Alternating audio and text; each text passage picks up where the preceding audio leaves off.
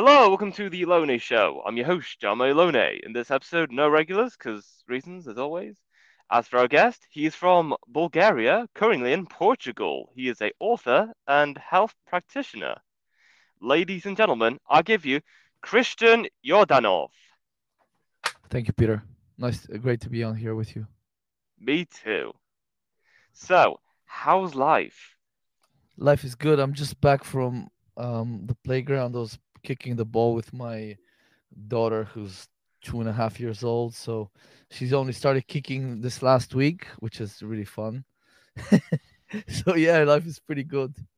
Oh, that's nice. Is there anything you've been up to this week or up to recently? Um, yeah. So I just published my second book about a month ago. It's called How to Actually Live Longer, Volume 1.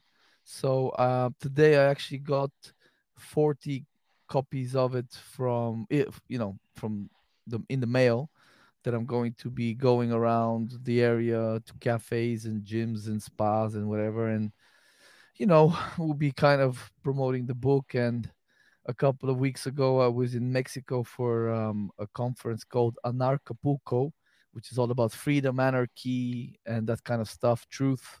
So I was promoting the book there. So I'm pretty stoked. Already, some people are. It's ruffled a few feathers because it goes against the grain a lot of what we're taught by the mainstream. So that always makes me happy. Ah, all right, pretty cool, pretty cool. And what was the inspiration for you to indulge yourself in the knowledge in this particular field? So I've been studying longevity and all this basically health biohacking stuff for I guess 6 years at this point, very intensely, of course. And the biggest impetus for this was I basically my late teens and all my throughout my 20s, I just destroyed.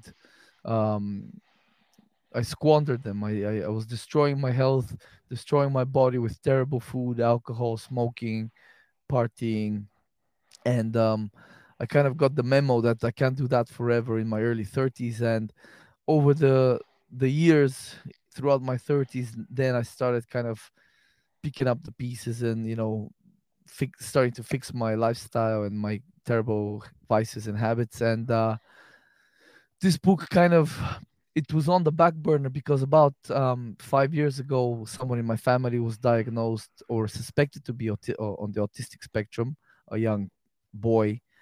He was only about 4 at the time, I think. And that set me off onto the autism path for a few years. I was researching that very deeply, very intensely, and that was my first book was all about autism. So that was published in 2020. So I had a kid since then and got married, so a lot of things got in the way. But I've always like this entire time I was thinking I want to write something more about longevity and health optimization, and this was this opportunity last year in around September is when I started. And very quickly I said to myself, damn it, no, this can't be a big project. It has to be a short book so people will read it. And so I won't go insane trying to research and write it. So it's a couple hundred pages, short book. You could read it in a week. And I put it together in 4.5 months. So to be perfectly honest, I'm quite proud of the project. Wow, fantastic. That's great to hear. Yeah. So, where do you see yourself 20 years from now? Jesus. Whoa, what kind of a question? Jeez, dude, you just threw a massive curveball at me, man. I have absolutely no idea. I stopped thinking about that after the events of 2020, if you know what I mean. Oh yeah, I had that event. yeah, I had so many kind of I had a vision and plans and for the future and writing a bunch of books on different topics and all that stuff, creating a legacy and a health a health empire. Like the big health authors like Mark Hyman, the Dr. Mark Hyman, and um, there was another guy I really respect. Anyway, that kind of thing, with 10 books and a big clinic or center for health. So, that was kind of my vision. But after this stuff happened, uh, I don't know anymore. I was into conspiracy stuff before the 2020, so I actually spent quite a long time deep into researching conspiracies and all these topics that a lot of people think are for crazy people, tinfoil hat wearing idiots. But I Oh yeah. you very quickly realize that people, well, not all of them, because there's a lot of disinformation agents in there as well. But a lot of the guys researching these things are very smart, and um, so I knew there was some kind of plan for all that stuff for the future, but I just didn't know it was going to and be implemented so aggressively.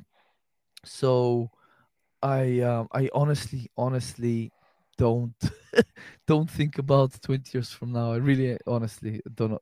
Which is, I think, to be honest with you, I think that's part of what they want, is they don't want people to see a bright future, which kind of, it makes people easier to control and to steer in directions that you want them to, like, you know, towards pharmaceuticals, towards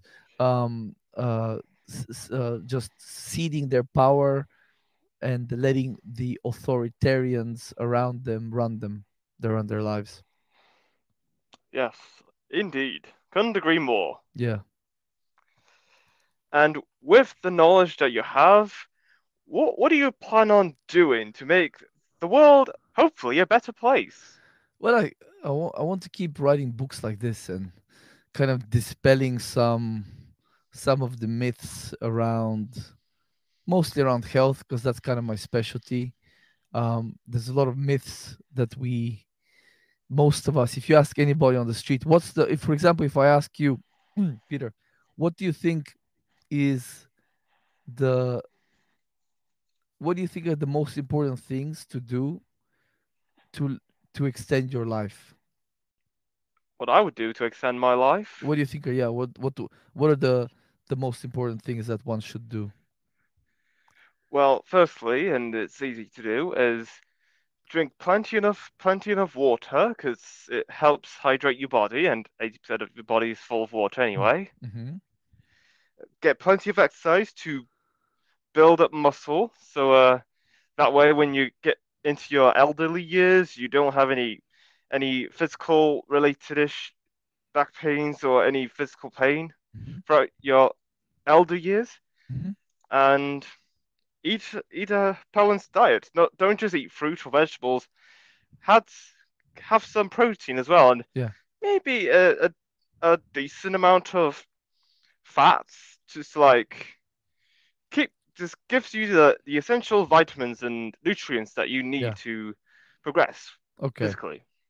Okay. All right. Well, that was actually well answered. So, fair play, because a lot of a lot of people would say something like fasting is the fountain of youth, or some people might say that calorie restriction is one of the top ways to extend your lifespan. And if you go and search into the into the scientific literature, you will very quickly find that. Or even if you start digging around mainstream um, health press, let's say, and you type in how to extend your life, etc., etc., you will quickly stumble on things like that. Fasting, regular fasting, calorie restriction, and these are just fallacies. It's incorrect that fasting will extend your lifespan as a human, or calorie restriction will extend your lifespan.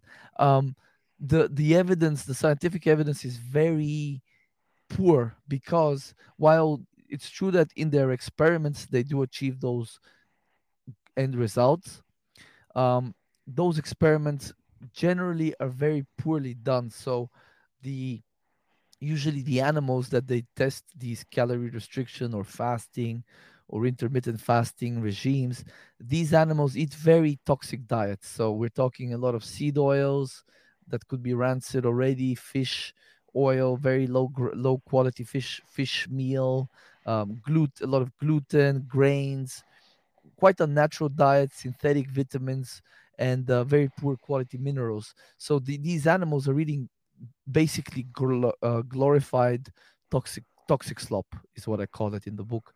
And yeah, and so then imagine you have rats or monkeys or whatever, and those can eat as much as they want of this toxic slop, and then you have another group, which is the experimental group, and they are then either fasted or they're calorie restricted or intermittent fasting regimes are implemented. And it stands to reason, I think any sane person will be like, yes, well, if an animal eats less poison over the course of its life, it's going to do better than an animal that eats not just any amount, but any amount it wants to. It's called ad libitum or ad libitum feeding, where the animals eat as much as they want. And there's a big confounding factor there is those animals tend to overeat and get fat, and then obviously that carries with it a lot of metabolic complications from insulin resistance all the way to diabetes and so on and so forth. So they're comparing fasted animals that eat less poison to animals that eat a ton of this crap, get fat, and become diseased. And yeah, of course those fasting and calorie restriction experiments are going to show better results for those animals. So this is then taken by mainstream scientific press, mainstream health press, and it's spun where we read it and we're like, oh, I have to start fasting and intermittent fasting and have to eat less and blah blah blah, and I'm gonna live longer. But it's actually very poor science that now it's so ingrained in the zeitgeist that it will probably take decades to undo this damage. It's like the cholesterol stuff that started in the 50s, 60s, and it's still going on. Wow, madness. Yeah, And going on the toxic slop that you call it, yeah. what other toxic slops should people think about not consuming at least to ensure their health and safety? Yeah, that's a good question. I think that's such an important point because most people eat a lot of plant oils, and a lot of health quote unquote gurus out there are saying that plant fats and plant oils are superior to animal fats, and it's just not true. So we have been surviving and basically thriving as humans for probably hundreds of thousands of years, if not more. And we've been mostly eating animal foods and fruit. When you think about it, we've been eating fruit and animal flesh for the most part for hundreds of thousands, if not millions of years. Um, the difference, though, is a lot of the fruit was smaller, probably more bitter, perhaps more seasonal. There was probably nuts, but they were very seasonal, so they would come around, let's say late autumn. So this is seems like this is what we were eating: fish, ruminant animals, whatever we can catch, carrion, rotting flesh, dead carcasses, this kind of stuff, right? Actually, the acidity of the human stomach is very close to that of something like a hyena, a scavenger, right? So we have a very acidic stomach, which kind of is a clue to what we were eating back in the day. So these plant oils are very much, these plant fats are very foreign to us. So if you look at what they contain a lot of polyunsaturated fats, omega 6s and some omega 3s, and these are very easily damaged or oxidized. So they go rancid, these oils, even in your fridge. So you can bet that we're 37 degree, almost 100 degrees Fahrenheit humans. That's actually quite warm. And these if the more of these fat animal plants we eat, the more of them get incorporated into our cells, tissues, brain, mitochondria, muscles, so on. So the more vulnerable we become to the rancidity of these fats. So as they go rancid or oxidize in our body, that causes damage, and that causes a chain reaction of damage to other membranes around them, other fatty acids around them, that we need to stop with some type of antioxidant enzyme or vitamin E or vitamin C. So most people right now are exposed to way too many of these omega 6s. I think this is probably one of the gravest problems that humanity is tackling and one of the biggest contributors to the chronic disease crisis. So when I say plant oils, high polyunsaturated fats, oils, and foods, I'm talking about all your oils. So from sunflower and soybean to safflower and corn oil, grapeseed oil, flaxseed, canola, corn, walnut, all of these are bad. Peanut oil, these are bad. We should not eat them.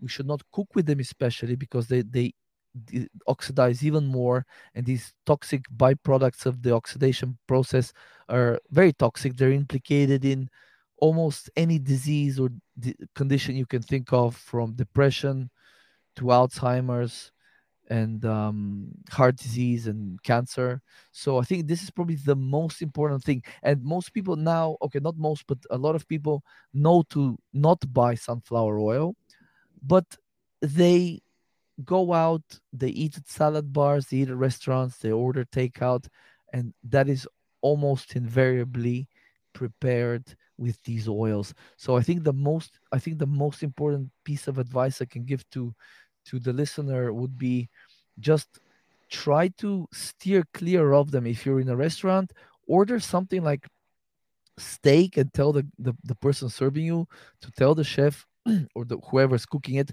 just use butter or coconut oil. And if you're ordering a salad, tell them you're allergic to whatever soybean oil they're going to use, and tell them to make sure if they don't have olive oil, don't use any oil, and so on and so forth.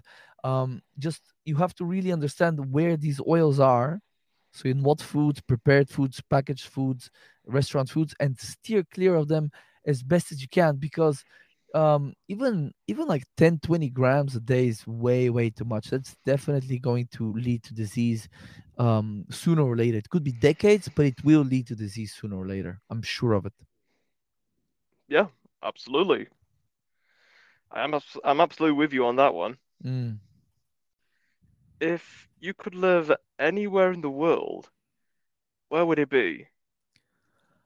Um, if I could live anywhere in the world, this is another difficult question after the whole 2020 events.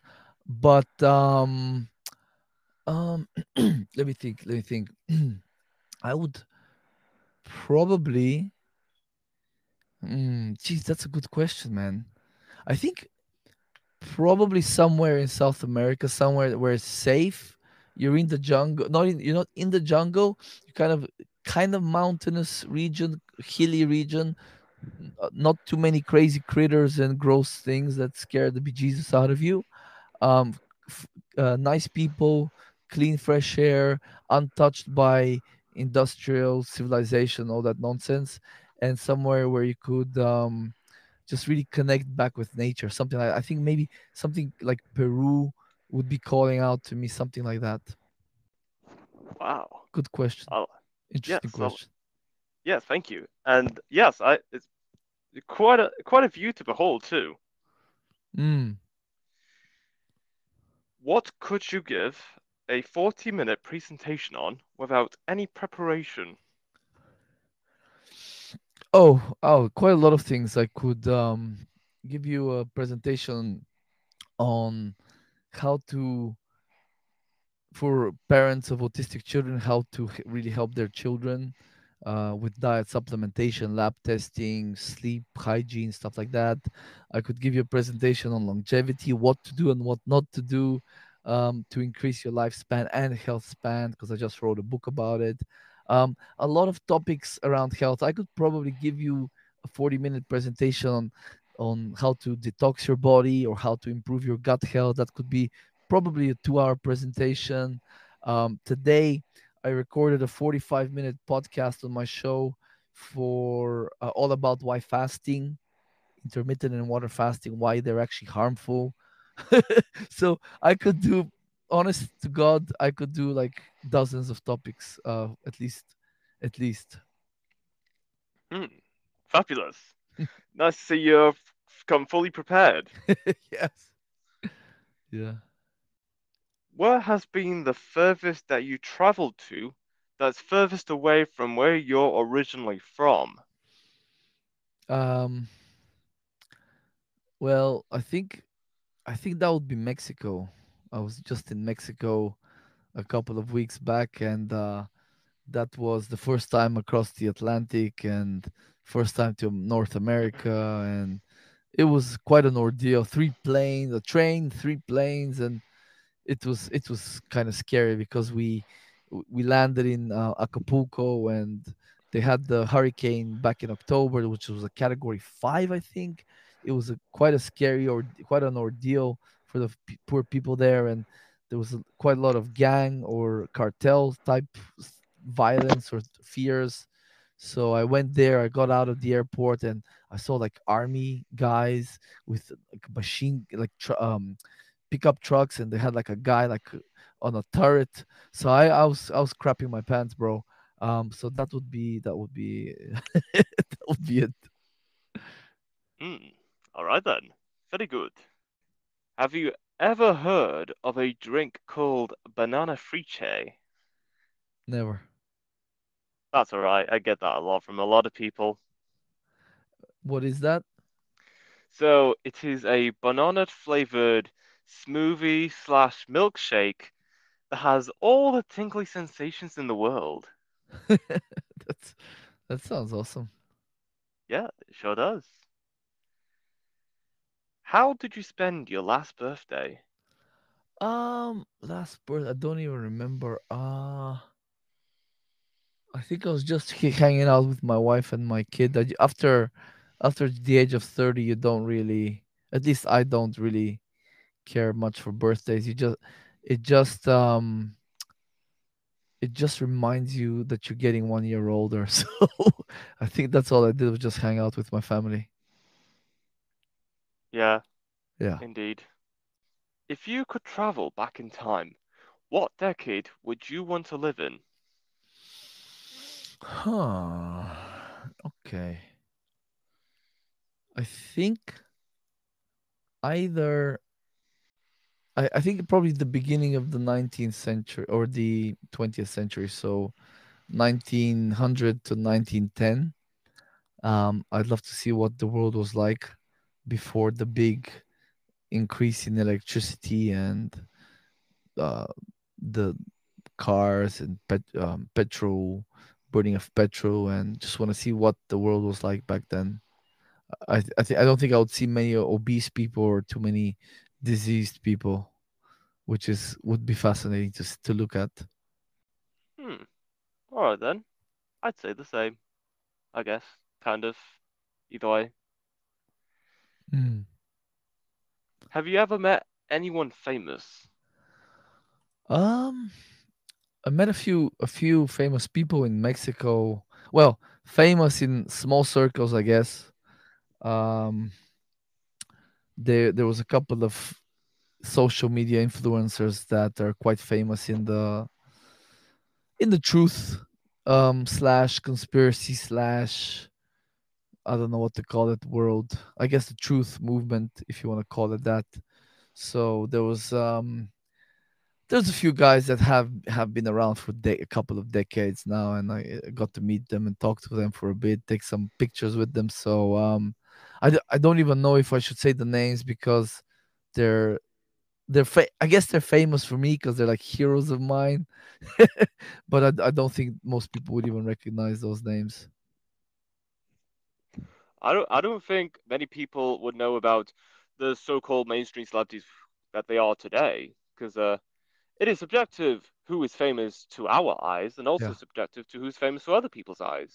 exactly. Like if you sometimes people tell me, XYZ person that's a singer or actor. I'm like, no, I don't even know these people because I don't listen to mainstream music, and I don't really listen to, or I don't really watch many or if any movies at all, really, to be honest, or TV shows or Netflix. So I wouldn't have zero idea who they would be talking about. Yeah, Yeah. absolutely. What hobby would you get into if time and money weren't an issue? Um. Well, Jesus, that's so many things. I think probably one thing I would love to go back to is learning musical instruments, DJing, and producing electronic music, techno music. I'd love to be able to buy a bunch of cool synthesizers and mess around for hours and hours and hours and days and days and days and make some pretty cool music. Something I wish I had done more of back in my 20s when I was into it. So that would be that. And otherwise, oh man, so many things. I'd love to scuba dive, and spear fishing is something I've wanted to do, shooting guns of various kinds. Um, Flying a helicopter, learning how to fly a helicopter, that would be another one that I'd love to do. I could honestly, I could go on and on and on. I change hobbies every 3 months or so. So I have a lot of varied interests. So yeah, I could really go on and on and on here. But I think the music piece, learning how to play drums, relearning guitar, piano. I always wanted to play piano, like a nice big grand piano. That would be pretty epic to learn. So I think I would focus on the music. Sweet. What is something that most people consider to be a luxury, but you don't think you could live without? A luxury. Well, actually, I take a lot of supplements, right? So I spend quite a few bucks every month on supplements, and I think a lot of people are like, well, you're just creating very expensive urine that way. And I honestly, I've had times in my life where I only spent money on food, supplements, and bills, just to kind of, because of financial setbacks and so on. But this is in more recent years, of course, after I got the memo about the importance of health. But I never thought it's an expense, it's more a necessity. I really believe that supplementing your diet with high quality nutrient supplements is it's not even an option in the modern world anymore.